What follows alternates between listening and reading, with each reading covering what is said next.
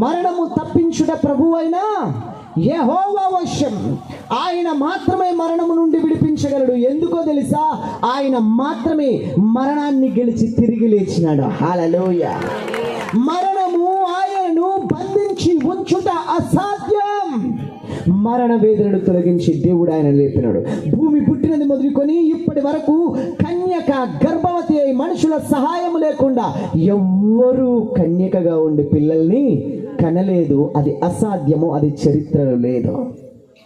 కానీ యేసు ప్రభు కన్యక గర్భములో నుండే పాపము లేకుండా పుట్టినాడు.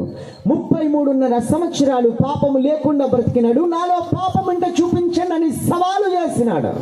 మద మత్సరములు కామ క్రోధములు లేని అజన్మ బ్రహ్మచారి పరిశుద్ధుడు ఆయన.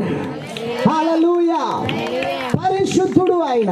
అందుకే పాపల కొరకు తన పరిశుద్ధ రక్తాన్ని ఆఖరి నెత్తుటి బొట్టు వరకు ధారపోసినాడు, సిలువలో చిందించినాడు. సిలువలో హల్లెలూయా. తన రక్తాన్ని క్రయధనముగా చెల్లించినాడు సిలువలో. నీ కొరకు, నా కొరకు, మన కొరకు, మట్టి మనిషివైన నీ కొరకు. ఎందుకు?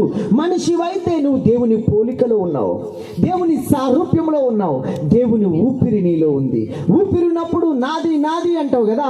ఒక క్షణంలో నీ ఊపిరి ఆగిపోతే, నీ గుప్పెడంత గుండె కొట్టుకోవడం ఆగిపోతే ఏమైతుంది నీ బలమంతా? ఏమైతుంది నీ జ్ఞానమంతా? ఏమైతుంది నీ ఆస్తులంతా? ఏమైతుంది నీ ధనమంతా? నీ పేరు, నీ ప్రఖ్యాతి, నీ ఉద్యోగము, నీ పదవి ఏమైపోతాయి?